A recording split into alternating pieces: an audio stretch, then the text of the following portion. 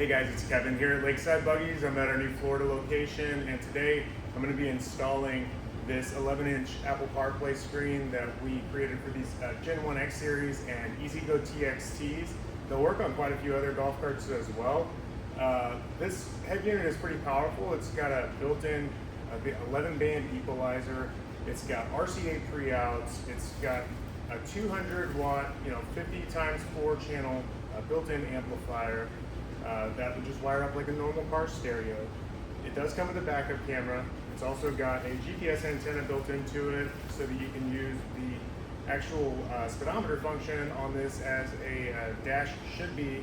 So by all intents and purposes, if you have an older EZGO TXT with a storm body on it, or it doesn't have to necessarily be the storm body, but it works well with it, or Gen 1 X series, this unit right here will give you the ability to add audio. It'll give you the ability to add a speedometer.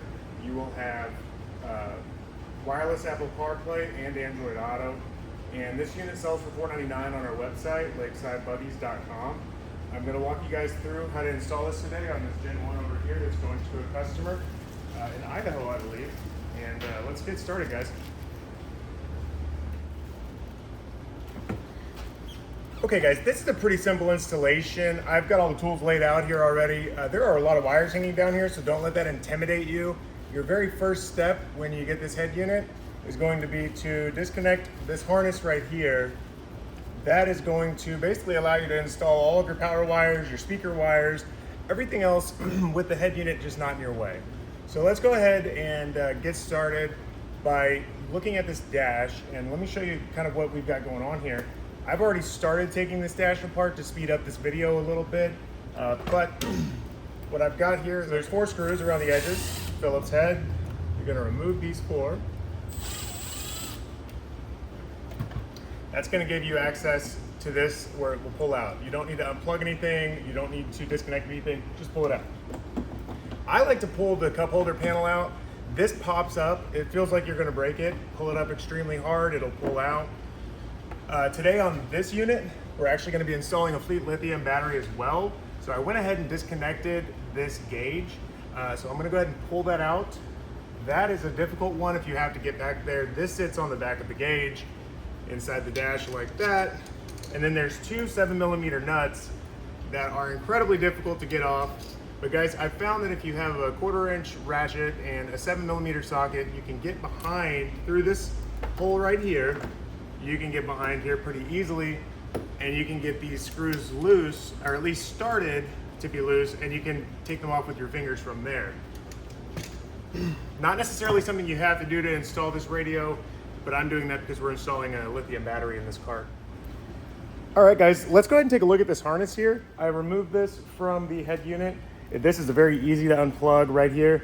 You just pull this tab down, and this pulls right out of the radio harness. It makes it a lot easier to do this installation without having to move this out of your way constantly. Let's look at these wires here. So you have your power, ground, and your constant. So you have a switched 12 volt and you have a constant 12 volt. Then you have your ground. You've got your illumination wire I mentioned before. You have your remote wire for your, it says antenna, but that's actually going to be for like an amplifier turn on. Then you have key 1 and key 2. This is really cool if you have not seen this before on a head unit. This allows you to install a wireless module that'll do steering wheel controls for your golf cart. I've done it on my Epic. I've done it on a few other carts. It works really well, super awesome. And you can buy the keyless or the wireless steering wheel control modules on Amazon for like $20 or $30. Find one that you like. There's a lot of different ways you can do it, but you're looking for a wired steering wheel control for this head unit. And then it's as simple as a regular car stereo. You have a backup camera activation wire. We're going to be using that today. And then you have your speaker wires. You have your front right and left and your rear right and left. This stereo has a 200-watt amplifier. It's a 4-channel amp with 50 watts per channel. Sounds pretty decent. This customer didn't opt for speakers. They just want this head unit for the sole function of a speedometer. So we're not going to be wiring up speakers today, but I will show you how that works as well. I'll leave that accessible underneath the dash right here so the customer can install speakers at any time that they want to. All right, guys, so here's how I'm gonna wire this up. You don't have a constant 12-volt source on this golf cart. When you turn the key on, your 48-volt battery pack gets reduced down to 12, and the voltage reducer is switched, so when you turn the key on, the 12-volt source comes on. So I'm not gonna wire this to a constant. This yellow wire would be your constant. You could, but I've had pretty good success not doing that, and the radio does hold the memory. This is gonna be your switched wire here, so what I'm gonna do is go ahead and put a spade terminal on this. If you're gonna be working on your golf cart a lot, you're gonna be doing lights and accessories, get a really good crimper and a good wire stripper. It'll make your life 10,000 times easier. I'm gonna go ahead and put another spade terminal here on this ground.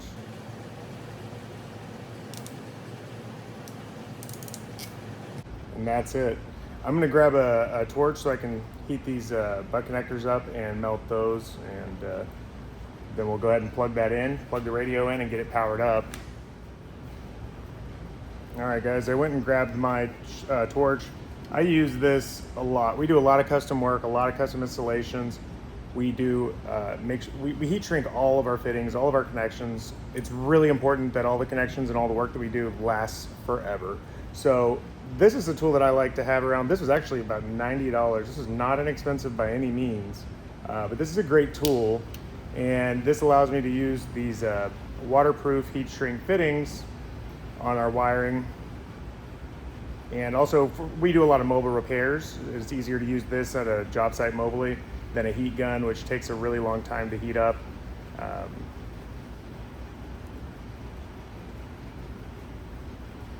One of my little secret tools I use to keep all of our installations super clean. So you can see how that just kind of shrinks up there. That'll actually harden and it seals up the wires. So it actually has a gel inside that heats up like a glue. So now that is glued onto those wires. That is never coming off of there. This is not gonna fail.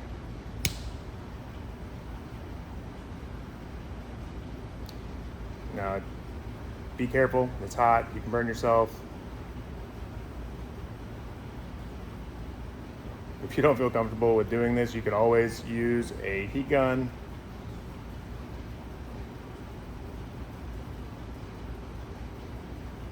But there you have it. So this is gonna be the power, this is the ground. There is a pre-wired part of the harness right here on these Madjax carts, and that should be on most EZGO TXTs with the Storm body kit as well. All right, guys, I went ahead and plugged in this harness to the factory wiring. This is on the Madjax Gen 1. It comes right off of this USB outlet. When you turn the key on, you got power and ground to this. This is gonna plug back into this radio. So I'm gonna go ahead and do that now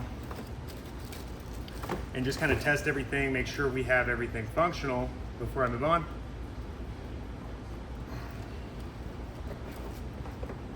Okay, there we go.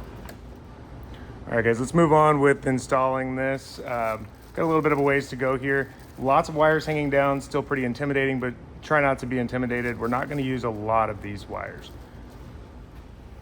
All right, so moving along to installing the backup camera. The kit does come with an AHD backup camera. The Storm body kit does have a reverse light on it. The Gen 1 X series has an actual reverse light that turns on whenever you put the cart in reverse.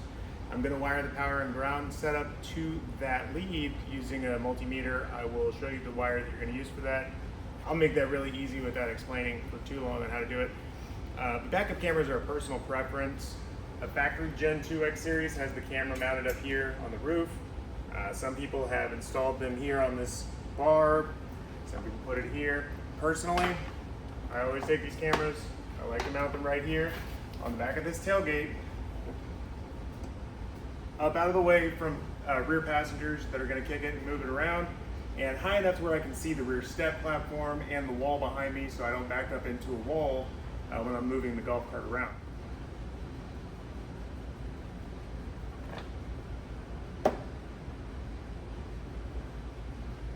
Camera will come with a couple of small screws. This is not a super easy thing to do, so be patient. Go. Don't over tighten these screws into the plastic here. You got one opportunity. If you strip out the holes for these camera screws, you're never going to get this camera to sit still in that area. You'll have to find another place to mount it. Okay, guys, I've got the ignition on. I've got the tail light on. The headlight, the lights are on. I'm going to put the cart in reverse, and you can see that you've got a reverse light on there. So what we're going to do is go ahead and take it out of reverse. Go ahead and turn the key off. You can simply reach right underneath here, and you find that tail light harness plugged, which is right here.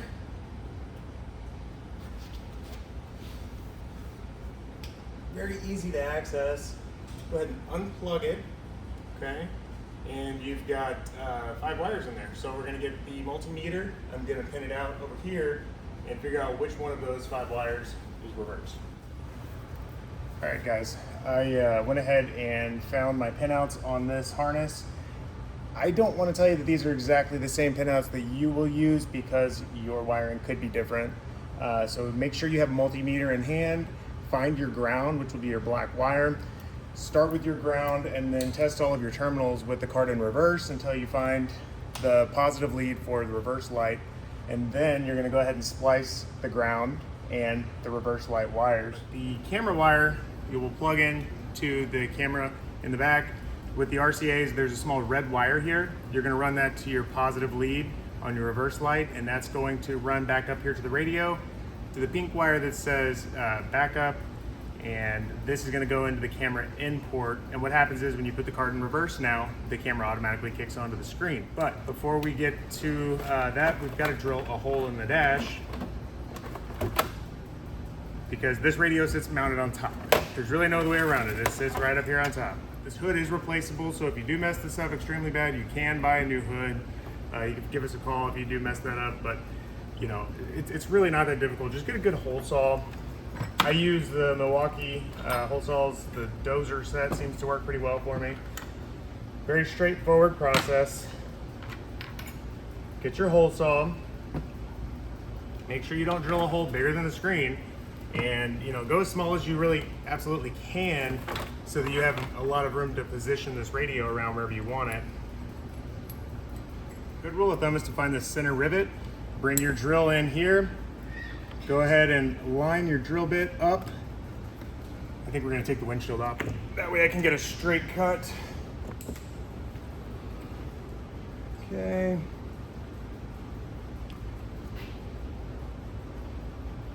Guys, you probably should mark this. I've done it quite a few times. I am pretty comfortable with doing it because I've cut so many of these holes.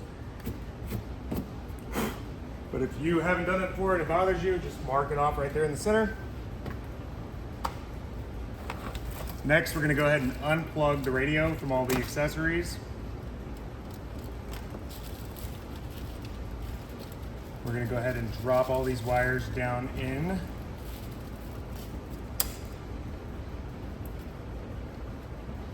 This is your GPS antenna. Drop that into the hole. Pull it through.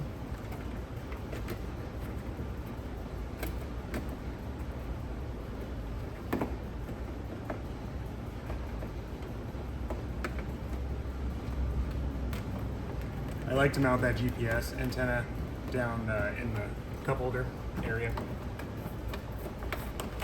So I'll pull it through there. Now you're going to take your harness and you're going to run that back into where your gauge was originally. Run that upwards and out. Simple as that. Go ahead and plug it in.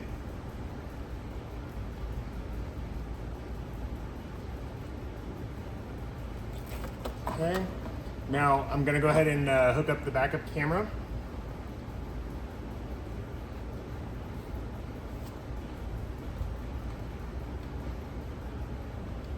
We're going to go ahead and strip that back and connect that to that lead on the RCA there, and then we'll be done with that.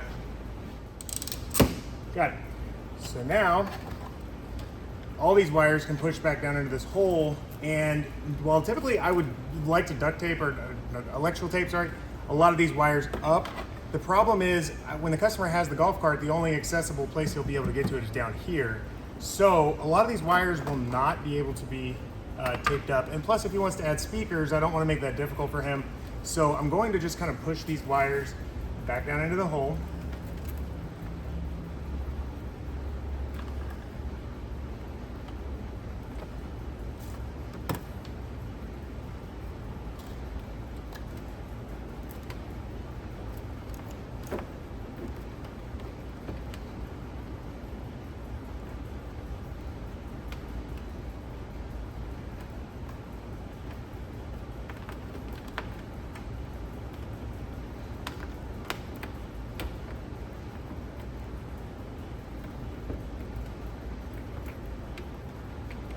Get everything in there where it's not binding and drop that right in place, just like so.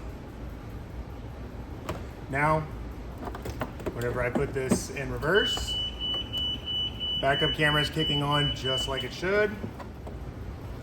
All right guys, it's time to go ahead and mount this screen. I've already sized it up, measured it out.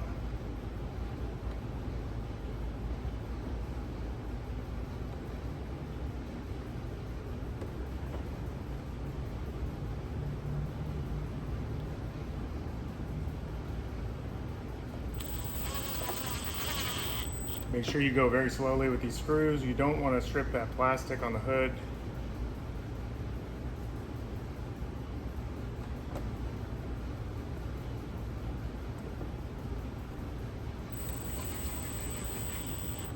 You can also use rivets for this. I've seen the rivets fail more often than the screws. And the fact is most people don't have rivet guns, so we have started just using screws.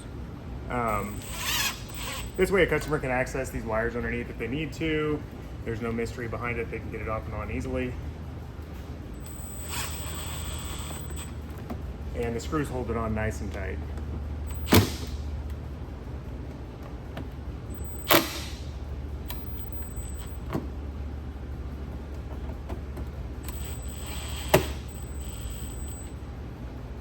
Moving on to the next step, I've actually got to install a lithium battery in this cart, so I'm going to leave some of this taken apart. I need to replace the gauge and run a wire down there for that battery. I'll make a whole nother video. This is the GPS unit. I like to just kind of stick it up here behind the Madjax sticker. Keeps it up out of the water and things like that from the cup holder area in case any water does happen to get in there. And I'll go ahead and, well, I'm not going to put the screws back in this yet because I've still got to put this gauge in. But that is pretty much the whole installation, guys. When you get done with that, you're going to drop this cup holder back in here. You're going to push that down really hard and that will lock in place. And there's your backup camera. Okay, guys, there you have it. That is the Lakeside Buggies wireless Apple CarPlay 11-inch Android Auto screen. And this one doesn't have speakers. There's a lot of different ways to add speakers, but this customer did not actually want them. You've got your backup camera working great. Awesome. We've got to adjust that a little bit, but you can see how easy that is. And you've got all of your Apple CarPlay features. I mean, you've got Google Maps, you've got Spotify, you've got everything you can possibly use or imagine there. And let's see, if you go back to the home screen here, I need to change the kilometers an hour to miles per hour, but I'll do that in a minute. This is going to be your normal dash here. Your battery meter is still going to be down here, okay? So we're going to put the Fleet lithium battery meter back in place here. We also have another version on our website, which would actually install right here. Is a little bit more of a complicated install because you have to cut out the outer edges of what's behind that, but it doesn't involve drilling into the dash. You can see that the hole is covered all the way up in the back. It's a nice, clean, compact installation. And yeah, and it turns on with the cart, turns off with the cart. You got to put the screws back in the ignition switch there. But yeah, that's it, guys. So I'm going to go ahead and clean this up, wrap it up. I'm going to make another video comparing this golf cart on Continental AGM lead acid batteries to the Fleet Lithium 51 volt 105. as well as make an installation video on that. So check that video out next if you're interested in upgrading your Madjax golf cart to lithium. This head unit will work on the Madjax Gen 1s. It'll work on an EZ Go TXT. It'll work in quite a few different applications. They're on our website, lakesidebuggies.com. Just head over to the parts department and audio department there, or you can search for, I think it pulls up if you type in Navitas screen on there as well. Navitas carts work great with this screen. And guys, if you have any questions, as always, feel free to give us a call, 972-478-1332, and check us out on the next one, guys.